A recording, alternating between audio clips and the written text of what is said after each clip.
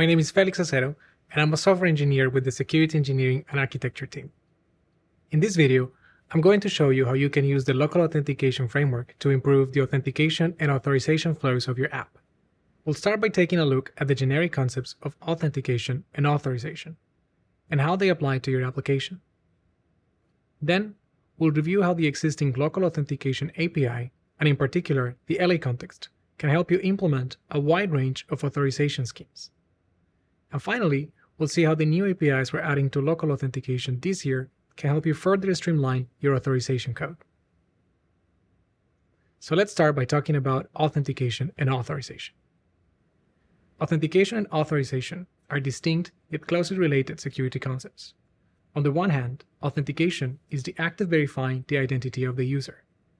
On the other hand, authorization is the act of verifying whether a given user is allowed to perform a specific operation on a concrete resource. Put together, we can see that since we first need to verify that the user is who they claim to be before we can evaluate what resources and operations are available to them, we can say that authentication, in fact, enables authorization. To help illustrate these concepts, let's look at a concrete example involving a common security resource managed by your applications, such as secure enclave keys. Secure enclave keys are special types of asymmetric keys that are bound to a specific device and which are protected by a hardware-based key manager that is isolated from the main processor. What makes these keys special is that when you store a private key in a secure enclave, you never actually handle the key, but instead instruct the secure enclave to perform operations with it. Secure enclave keys can be associated with access control list, or ACLs for short. An access control list specifies the requirements that need to be satisfied in order to perform specific operations, such as signing or decrypting a blob. They can specify when a given item is available, for example, after device unlock, as well as the authentication requirements needed to allow the execution of certain operations. For this example, let's say that your app wants to protect the sign and decrypt operations of its key with biometric authentication, while also ensuring that the key is only available after the device has been unlocked. Now let's see how an authorization flow will look like for a sign operation involving this key. First, your application issues a request to sign a blob using the private key. Then, after verifying that your application can access the key, the system proceeds to identify the authorization requirements for the sign operation. In this case, the sign operation requires a successful biometric authentication from any of the currently enrolled users. The system will then walk the user through the biometric authentication process via the standard UI. Upon a successful authentication, the system verifies that all the remaining authorization requirements have been satisfied before finally performing the sign operation and returning a signed blob to your app. Let's break down the main components involved in this flow to see how they fit into our initial definitions. First, we have a resource, the secure enclave key. Second, we have an operation that can be performed with the key. And third, we have a set of requirements that, among other things, specify who is allowed to perform the operation, as well as the means of authentication that should be used to verify their identity. Plugging the parameters of this example into our definitions, we can see that for authentication, the question of whether this is the right user is answered by means of a biometric authentication, while for authorization, the question of whether the user is allowed to perform a signature operation using the private key is answered by verifying the requirements specified in the access control list. Now that we have seen how this works at a high level, we can take a look at the way a flow like this can be implemented using the current API of local authentication. Let's start by quickly reviewing the features offered by the LA context, which is one of the core components of the framework. An LA context can be used to evaluate the user's identity. It handles user interaction when biometric or passcode authentication is required, and it also interfaces with the secure enclave to enable the secure management of biometric data. From this perspective, the LA context can be used to support your authentication use cases. The LA context can also be used in association with other frameworks to support authorization flows. For instance, you could use it to evaluate access control lists like the one we saw in our previous example. Let's take a closer look. The first thing that we need to do is to get access to the ACL associated with our private key. We can do this with the help of the SecItem copy matching API offered by the security framework. making sure that we provide the return attributes key inside of our query. Once we obtain access to the access control list, we can evaluate it directly using the LA context and the Evaluate Access Control API. The biggest advantage that this approach gives you is that it lets you decide the right moment and the right place in your application to prompt the user for this authorization.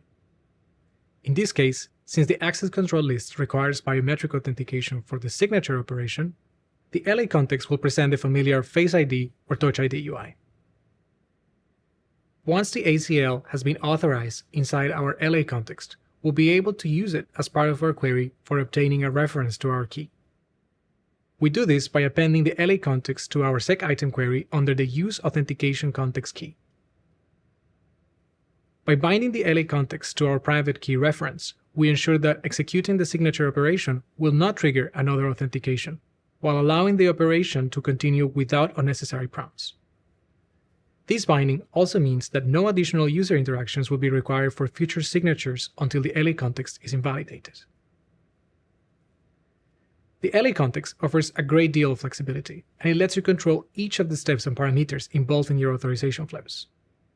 It can be used in combination with other frameworks, such as the security framework, which in turn unlocks a wide range of use cases. This versatility, however, comes at the cost of higher code complexity, requiring you to carefully orchestrate the APIs offered by several frameworks. Depending on your use case, the LA context might be the right tool for you, especially if the main value proposition of your app requires low-level access to keys, secrets, context, and access control lists. However, if all you need for your app is a way of authorizing access to content or a sensitive resource, then you may want to trade off some of this flexibility for a simpler API. This brings us to our last topic: streamline your app.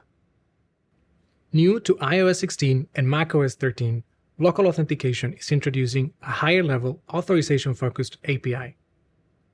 The new API builds on top of existing concepts in local authentication, such as the LA context, and is geared towards simplifying the implementation of common authorization flows, allowing you to focus all your energy in the core value propositions of your apps.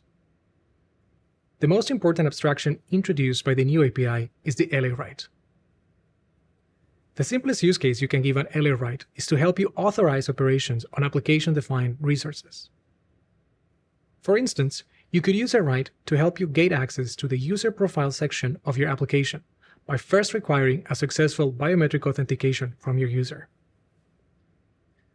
By default, rights are protected by a set of authentication requirements that allow your users to authenticate using Touch ID, Face ID, Apple Watch, or their device passcode, depending on the device they're using.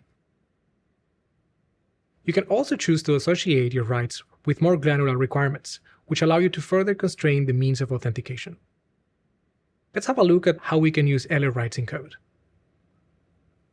The first thing that we need to do is to instantiate our right. We do this by specifying its requirements. In this case, our login right will require users to authenticate using biometry or providing the device passcode.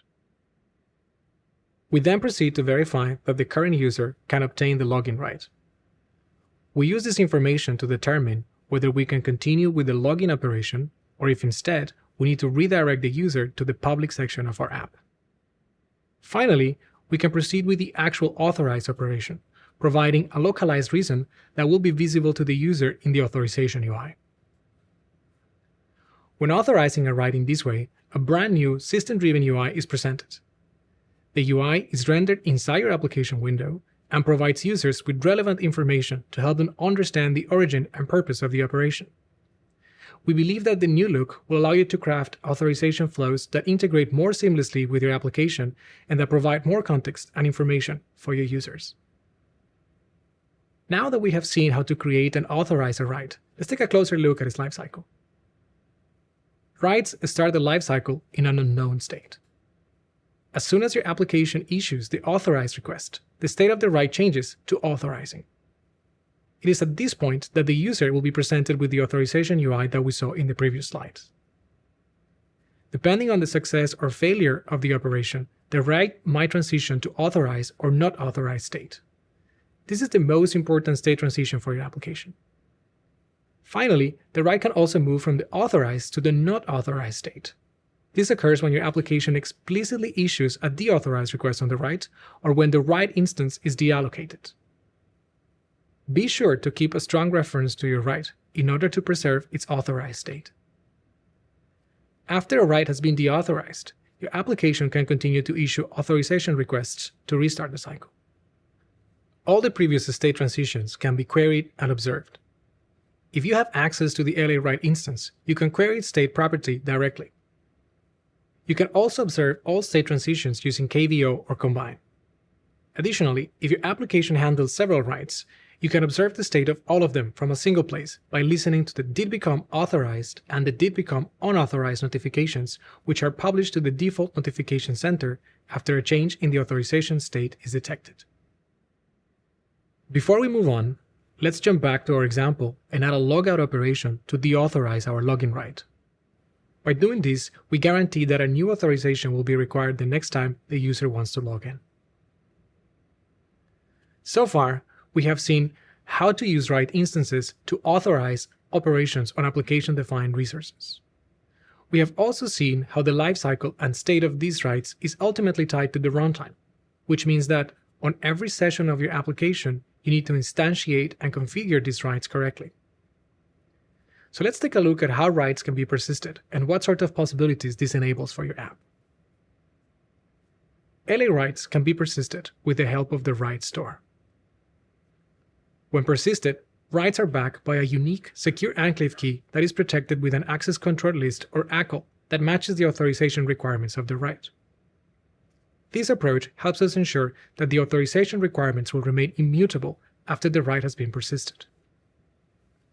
You can also access the private key that backs your write and use it to perform protected cryptographic operations such as decryption, signature, and key exchanges. The corresponding public key is also accessible and can be used to perform operations such as encryption and signature verification. Because this key is a public key, you can also export the bytes associated with it. Private key operations are only allowed after the write has been successfully authorized. In contrast, public key operations are always allowed. When persisting your write, you also have a chance of storing a single immutable secret along with it. The secret is also associated with an access control list that matches the authorization requirements of your write, and it only becomes accessible after the write has been authorized. To summarize, LA persisted writes are created with the help of the write store. They are configured only once, and their authorization requirements are immutable. Because they are stored, they can be used across different sessions of your application.